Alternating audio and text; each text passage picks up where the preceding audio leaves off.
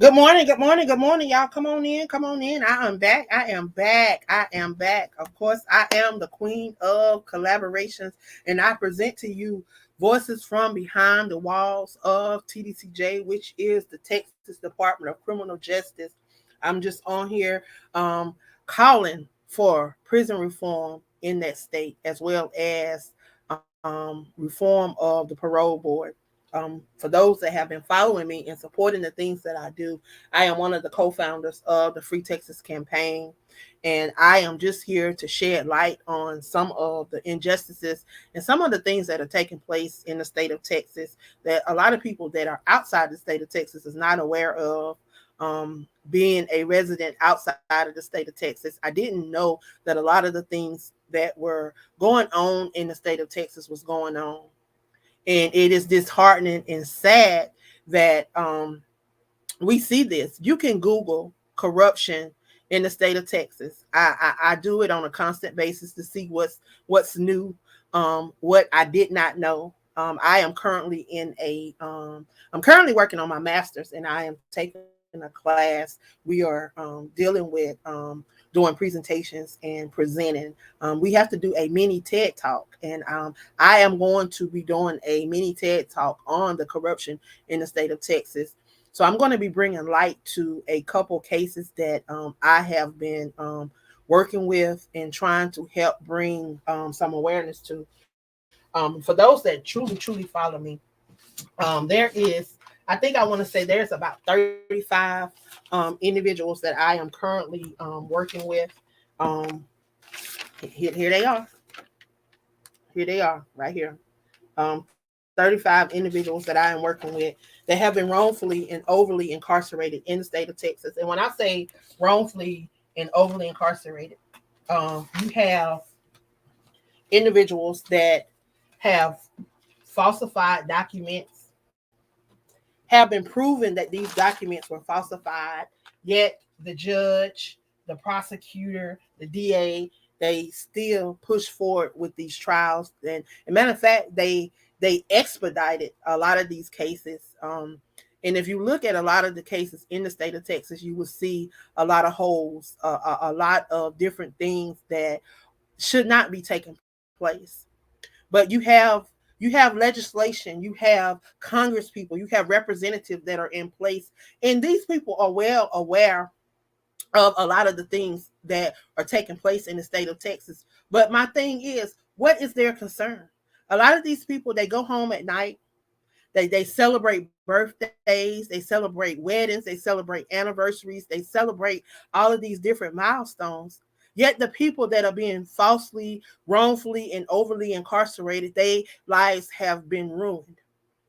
Then you think about the lives that have been ruined because their lives have been ruined. And it keep going on and on and on. When will this cycle break? When will this cycle break, y'all? When will this cycle break?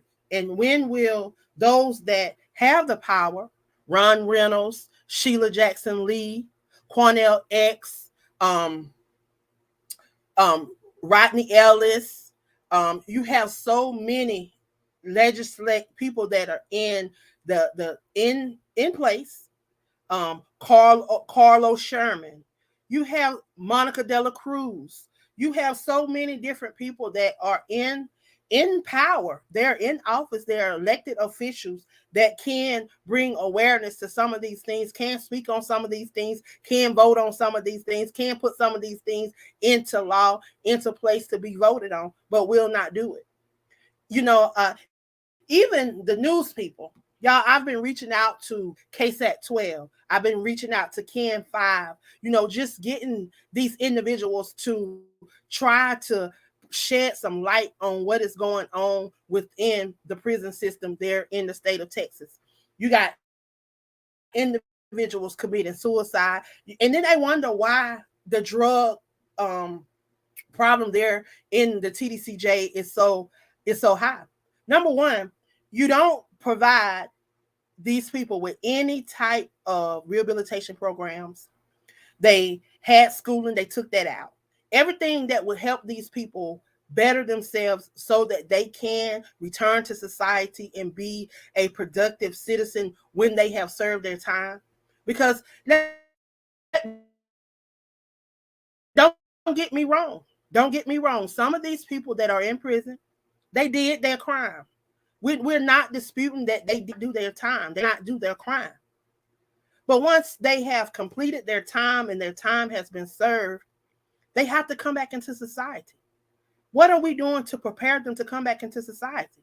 We're not doing anything because the Texas Department of Criminal Justice has become a money-making business for the state of Texas. The governor knows that, and apparently all of the elected officials knows that, and they have taken advantage of that because what they do, they keep knocking down laws that could help free some of these people. We talk about the juveniles. We talk about these juvenile cases that they push these kids through like adults. It has been proven and said over and over that these kids that are 15, 16, and 17 that are committing these crimes, these babies don't know what they're doing. They have not rationalized and conceptualized exactly what they're doing. Won't realize until they're in their 20s the mistakes and the things that they have done wrong. But when you're given these capital murder cases, these capital cases where these people are getting, I'm talking about getting years that a lot of them will never be able to complete. They get in terms and sentences that they will not be able to complete. You talk about 150 years. Of 150 year sentence, you know, these people got to serve at least 40 years in order to get a consideration of parole. Now, we're not going to talk about the parole board right now because that's a whole nother situation that has to be addressed as well. But we talk about them prosecuting these babies like adults and then taking them straight from the courthouse and placing them in adult facilities. They don't wait till they turn 18. They don't wait till they turn 21 to place them in these facilities. You're talking about taking a 15-year-old young lady, placing her inside a grown woman's jail, prison. She's been there since she was 15. She's now 44 years old. So she had to grow up. This is what they're doing in the state of Texas. We talk about the rubber stamping of the indictments. Now we want to talk about how did we acquit the Attorney General when we see all of the evidence that they had that could have put this man behind prison bars. So you acquit him to impeachment, but now he's up for criminal charges. I don't get it. I just don't get it. But these are the people that you guys keep electing in. Y'all, election is coming up. Some of these people need to be voted out. But yet y'all keep electing them into office. Y'all keep putting them back in office like they are doing some great things, and they're not. And they're not. But I am I'm letting the state of Texas know that you are being watched. The world is watching y'all because guess what? Y'all rank high. Y'all lead the nation in exonerations, and y'all lead the nation in execution. Y'all will wrongfully convict somebody, and then y'all don't want to make right what you have done wrong. Y'all have so many people that are incarcerated because of y'all falsification of documents. Proven. I have documents proving that there are individuals that are locked up right now in TDCJ that should not even be locked up. I have letters from judges that state that if what you are saying is correct, then you should not be locked up. But the judges will not get up off their behind and go to the right people and tell these people to release these people. And it's sad. that they have to spend money to go to the U.S. Supreme Court to try to get their cases reversed. And then in a lot of cases, these people are sending them back. You put in grievances against different bodies and different things, and you appeal different stuff. They don't even listen. The state of Texas need to be held accountable. Elected officials need to be held accountable. And I won't stop. I'm not going to stop because there's too many people that are wrongfully and overly incarcerated in the state of Texas.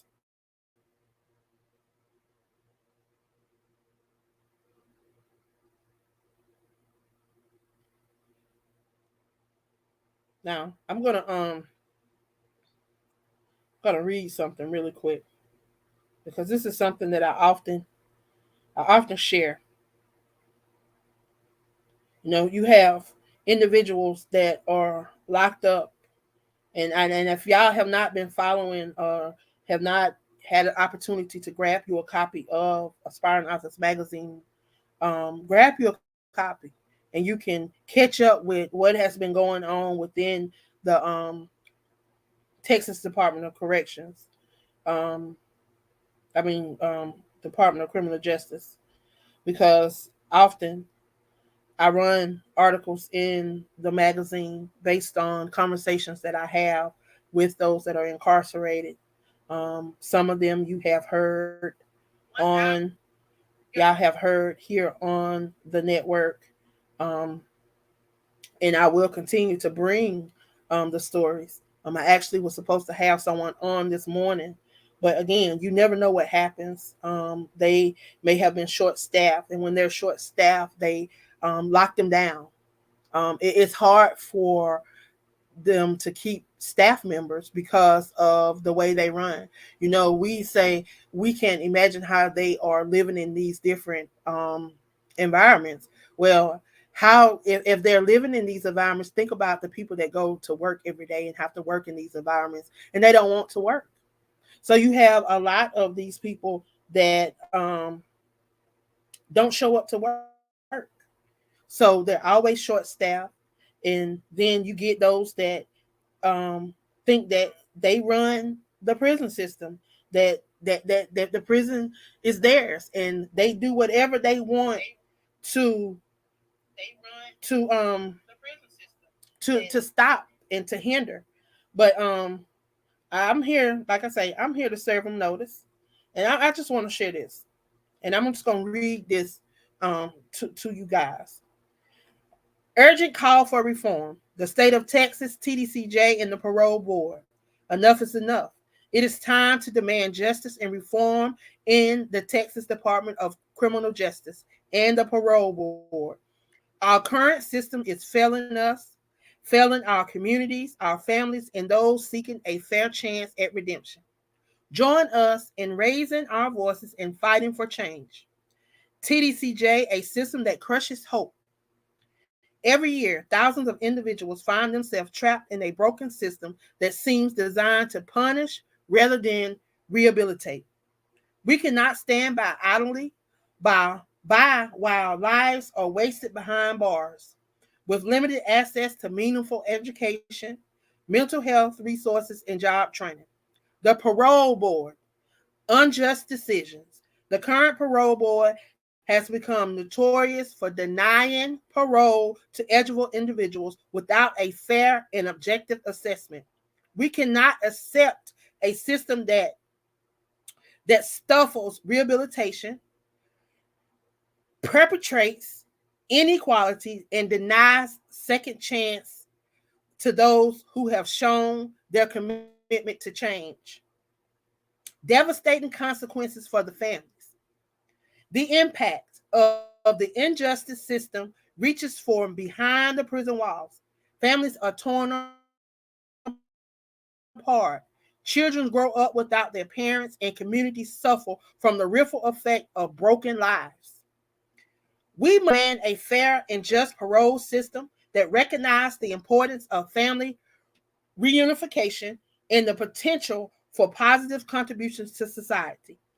The time for change is now. We believe in the power of redemption, rehabilitation, second chances, and it's time for Texas to lead the way in reforming our criminal justice system. We need transparency to shed light on the decision-making process of the parole board. Let the public know why individuals are being denied parole to ensure a fair assessment for all. Rehabilitation programs, invest in education, job training, mental health support, and substance abuse treatment within TDCJ. Empower individuals with the tools they need to successfully reintegrate into society upon release. Second chance opportunity. Create a pathway for individuals to demonstrate their readiness for parole. Implement evidence-based assessments that focus on rehabilitation in the future for potential rather than past mistakes. Together, we can make a difference. And that's my plea to the state of Texas. Too many people are behind prison walls that need to be given a second chance. You talk about those that have all the degrees, they've taken all of the classes that y'all do allow, because we know that y'all have taken so much out of the system. And I'm just going to be real and transparent right now to all of those that are free. Some of us that are free, we have broken the law and should be behind prison walls, but grace and mercy spared us and kept us free. But because we had a chance not to go behind prison walls, we don't understand. And we turn a blind eye, we close our ears, we don't listen. But y'all, this is a problem, and it's not just plaguing Texas, y'all. It's plaguing all over the United States and abroad, because people have figured out how they can get free labor, how they can abuse individuals. So then you look at the legislation that they put in place. It's not designed for us to succeed. And us as brown and black people, y'all, it truly is designed to hinder us, because slavery, it didn't end in the 60s. It didn't end when they said it was over. They just figured out a way that they can do it. It's never ended. They just figured out another way. Mass incarceration is real. So, y'all, it's time for all of us to come together, to speak up, and to stand. We can no longer allow them to incarcerate, overly and wrongfully incarcerate our people. I'm going to end with this, because there was a situation in San Antonio not too long ago, less than a month ago. There was an individual up in age. He was pulled over by the county sheriff.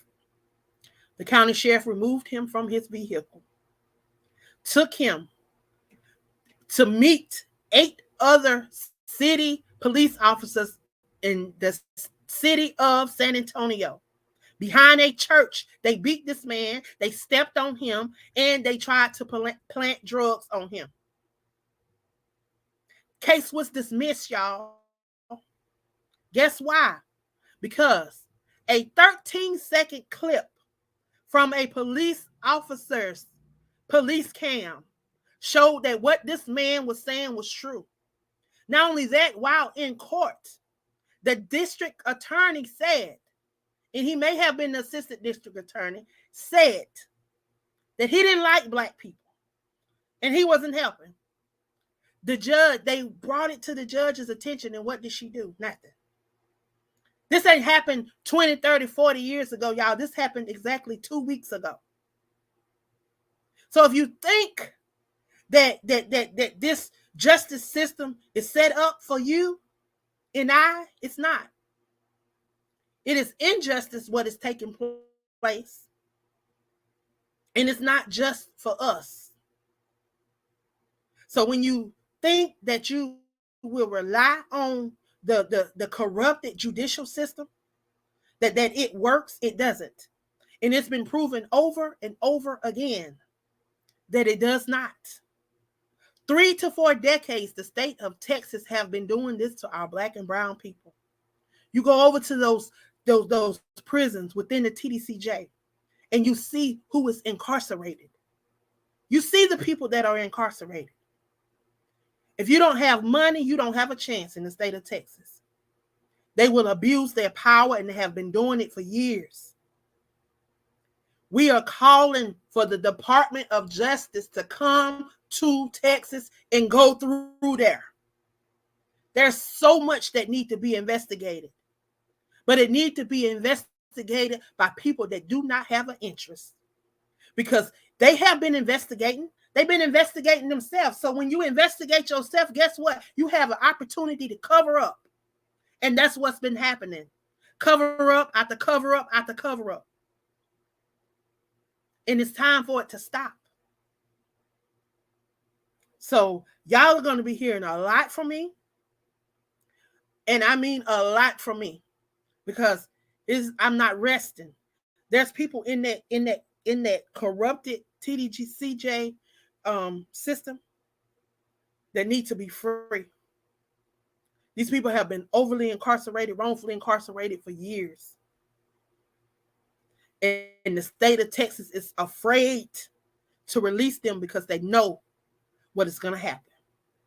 But I'm telling you, you cannot keep them there forever.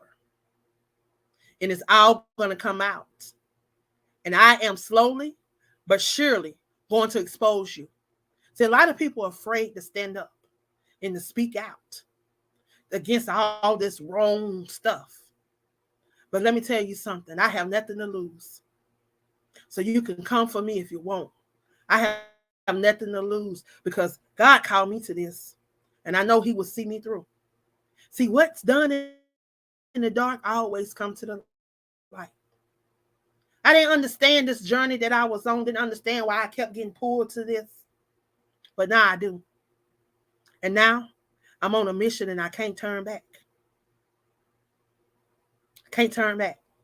And I'm going to be calling on a lot of friends and a lot of supporters to stand with me. So if you are in the state of Texas, you follow me, you support the things that I do, you support what I stand for, I'm definitely going to be relying on you to help me be a voice. I'm going to be relying on you for a lot of things, because again, I'm not from Texas. I don't know my way around. I don't know none of that. So I'm going to be dependent on a lot of you guys. But get ready. Know that I am coming, and I'm coming soon to the state of Texas. I'm not letting this go. I'm not letting it die. And every representative that I reached out to, every news station that I reached out to, every reporter that I reached out to, I will be knocking on your door when I get there. So no, the queen is on her way. You will see me soon. Y'all, thank you guys for tuning in. I'm sorry that we did not have the guests come on today, but I will have an opportunity to get them on. So I will talk to you guys later. Have a great day, and I love you guys. Thank you. Hey, Raheem.